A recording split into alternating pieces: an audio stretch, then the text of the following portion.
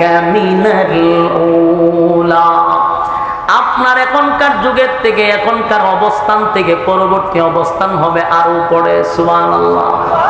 এরপর আল্লাহ বলেন ওয়ালাল আখিরাতু খায়রুল লাকা মিনাল উলা, আপনার এখনকার অবস্থান থেকে পরবর্তী অবস্থান আরো ভালো হবে। এরপর আল্লাহ বলেন ওয়ালা সাউফা ইউতিকা রাব্বুকা ফাতারদা। আল্লাহ বলেন ওয়ালা সাউফা ইউতিকা রাব্বুকা ফাতারদা। রব্বে কারীম এই আয়াতে বলেন বন্ধু আপনাকে খুব শীঘ্রই আমি আপনাকে খুশি করব। আরো জোরে বলেন আল্লাহু আকবার। আল্লাহ বলেন আপনাকে খুব শীঘ্রই আমি খুশি করব গো। দেখেন এই সূরার প্রতিটা অর্থ আপনি বোঝার চেষ্টা করেন। আল্লাহ আপনাকে কতটা, আল্লাহ বলেন আমি আপনাকে কতটা মহব্বত করি, আপনাকে আমি কতটুকু ভালোবাসি। ওগো বন্ধু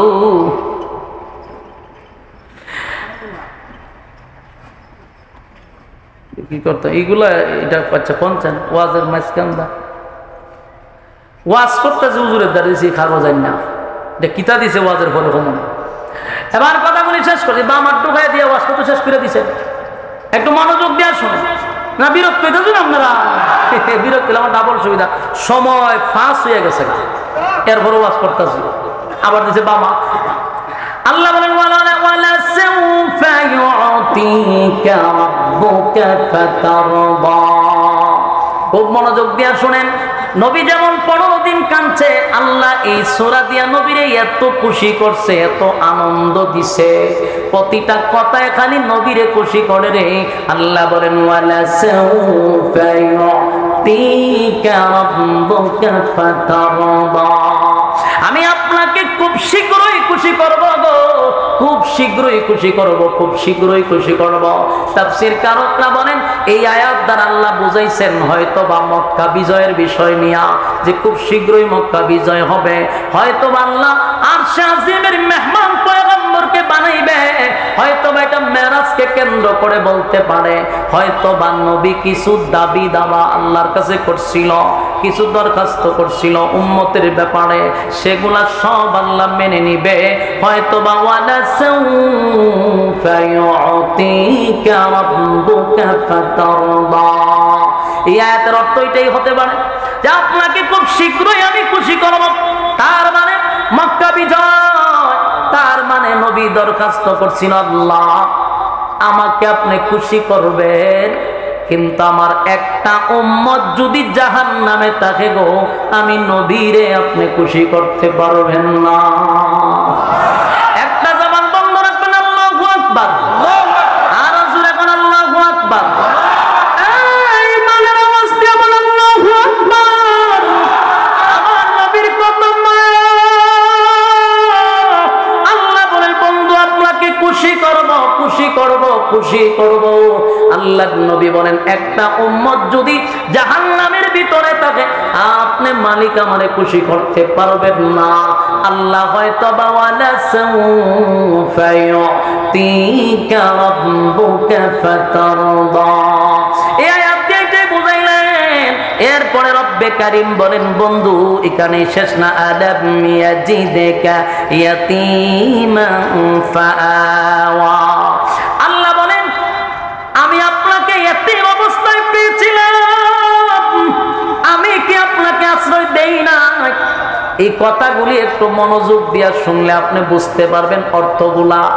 এক পর্যায়ে নবী অভিমান করছে, আল্লাহর নবী 15 দিন কাঁদছে, তাই একটু রাগ অভিমান চলতেছে, তাই বন্ধুরে বন্ধু অভিমান বাঙ্গায়া দিতেছে। সুবহানাল্লাহ। আমরা অনেক সময় কারো সাথে যদি একটু অভিমান হয়, একটু ঝগড়া হয়, তখন পিছনের কথা বইলা তারে কুটা দেওয়া হয়, মানে বোঝানি হয় তোরে কি আমি টাকা দিছিলাম না, দাঁড় দিছিলাম না, আমার টাকা চলছত না, আর আজীবন খাট টাকা চলছ, তুই তো ব্যবসা করছ, আমি কি তোর ব্যবসায় টাকা দিয়ে শরীক হইছিলাম না? এটি বলার উদ্দেশ্য হলো বন্ধুরে বোঝানে যে আমি তোর আগেও ছিলাম, তোর শুভাকাঙ্ক্ষী, তোর সব সময় আমি চালাইয়া দিছি, তুই বিপদে বললে কি আমি গেছিলাম না? কথা ঠিক নেই। আল্লাহ যখন বন্ধুরে বুঝায়, বন্ধু আপনি কেমনে গো বললেন আমি আপনাকে ভুলে গেছি? না বন্ধু আমি ভুলি নাই। আপনাকে কি ভুলা যায়? আমি আপনাকে ভুলি নাই। তাই আল্লাহ বলেন আলাম ইয়াজিদকা ইয়াতীমান ফাআওয়া, আপনাকে আমি এতিম অবস্থায় পেয়েছিলাম, আপনাকে কি আমি আশ্রয় দেই নাই? তার মানে নবী এতিম ছিল, এতিম অবস্থায় জন্মগ্রহণ করছে। সেদিন আমার আল্লাহ বলেন আমি আপনাকে আশ্রয় দিছি, এই কথাটাই আয়াতে তুলে ধরেন। এরপর আল্লাহ বলেন ওয়াওয়াজাদাকা দাল্লান ফাহাদা, আপনাকে আমি পথ হারা অবস্থায় পেয়েছিলাম, আমি আপনাকে কি পথ দেখাই নাই? সুবহানাল্লাহ। এটা অর্থ হলো যারা এতিম হয়, যাদের গার্জেন থাকে না, এই ছেলেগুলা ভালো হয় না। কথা কোন ঠিক নেই? গার্জেনের কারণে লেখাপড়া করেন, এই ছেলেগুলা তো প্রতিষ্ঠিত সমাজে হইতে পারে, এখন গার্জেন নাই, অনাথ, কেউ জিগায় না এতিম বাচ্চাদেরকে, লেখাপড়া করতে পারে না, শেষে শিশু গ্যাংয়ের সাথে জড়িত হয়ে যায়। বাস্তব না বাস্তব? আল্লাহ আপনারা তো আমি ওই জায়গা, আপনি এতিম ছিলেন, আপনি তো পথ হারা অবস্থায় ছিলেন, আমি আপনাকে পথ দেখায় দেই নাই? সুবহানাল্লাহ। আমি তো আপনাকে লাইন আনছি, আপনাকে আগেও মহব্বত করছি, এখনো করি, ভবিষ্যতে করবো। সুবহানাল্লাহ। এরপর আল্লাহ বলেন ওয়াজাদাকা আইলান ফাআগনা, এখানে আল্লাহ বলেন আমি আপনাকে নিঃস্ব অবস্থায় পেয়েছিলাম, আমি কি আপনাকে ধনী বানাই নাই? সুবহানাল্লাহ। আল্লাহ বলেন আমি আপনাকে নিঃস্ব অবস্থায় মানে গরিব অবস্থায় আপনাকে পেয়েছিলাম, আমি কিন্তু আপনারে ধনী বানায়া দিছি। এখান থেকে আমরা একটা জিনিস শিখতে পারলাম, আমার নবীরে ধনী বানাইছে কে? আমার নবীকে আল্লাহ ধনী বানাইলো, কিন্তু আফসোসের ব্যাপার হলো সারাটা জীবন শুধু নবী গরিব আছেন, গরিব আছেন, নবীর পেটে পাথর আছেন, নবী সিরা জামা পড়ছে। এই ওয়াজ আমাদের দেশের মৌলবীরা এক সাইডটা করতেই থাকে, কিন্তু একবারও কয় না যে আমার নবী ধনীও ছিল। এখান থেকে আমাদের বোঝা দরকার। আমার পাশে একজন সাইফুল হাদিস বসা, মনোযোগ দিয়ে কথাগুলি বোঝার চেষ্টা করেন। নবী গরিব ছিল আমরা জানি, কিন্তু আল্লাহ গরিব বানিয়েছে। তার মানে নবী কি সব সময় ফেরো ফাত্তর বান্ধা রাখছে না? দেশের রাষ্ট্রনায়ক ছিল, দেশের প্রেসিডেন্ট ছিল। কথা হয় না? এই দেশের যে রাষ্ট্রনায়ক ছিল, দেশের যে প্রেসিডেন্ট ছিল, এই ওয়াজটা কেন হয় না? আমার দুঃখ এই জায়গাটার মধ্যে। অনেক শ্রোতারা আইজও জানা যে নবী যে দেশের বাদশা আছে, কিন্তু জানেই না। কানে তো খানদের বাস্তব নবীর ভেড়া ভাত্তর আছে, তো নবীর ভেড়া ভাত্তর থাকলে তুই কিতা করো? তুই কুরবান বলা খাইতে যাস, তুই খাস করে। বাস্তব না বাস্তব? এই ওয়াজ করে এমন ইমোশনাল করছে, আর এই ওয়াজ উন্ত অভ্যস্ত, এটার প্রভাব এত পড়া পড়ছে যে এখন মানুষ এটাই ওয়াজ জানে যে নবী গরিব আছেন, ফেরো ভাত্তর আছেন, নবী যে দেশের প্রেসিডেন্ট ছিল অনেক মুসল্লি জানেও না। কথা হয় না? দেশের বাদশা ছিল জানেই না। আর এই ওয়াজের এত প্রভাব পড়ছে নাস্তিক পাড়া। যেমন দেখবেন আমাদের কোন হুজুর যদি নির্বাচন করতে চায়, রাজনীতি করতে চায়, রাজনীতি বক্তব্য দেয়, তখন এরা আমাদের হুজুররা থাকবো মসজিদ আর মাদ্রাসা, আপনারা রাজনীতি করেন কে? হয়নি? এই নাস্তিক এই কথা কোয়ার সুযোগ পাইছে করতে জানেন আমার মতো মৌলবীর থেকে।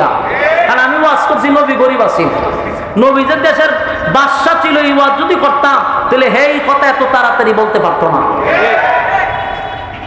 আমরা ওয়াজ করছি নবী গরিব, অথচ নবী ছিল দেশের বাদশা, দেশের প্রেসিডেন্ট। তখন আমরা রাজনীতি করতে শিখছে। আমি প্রায় সময় বলি আলেমরা রাজনীতি শিখছে স্বয়ং রাসূলের কাছ থেকে। কথা হয় না?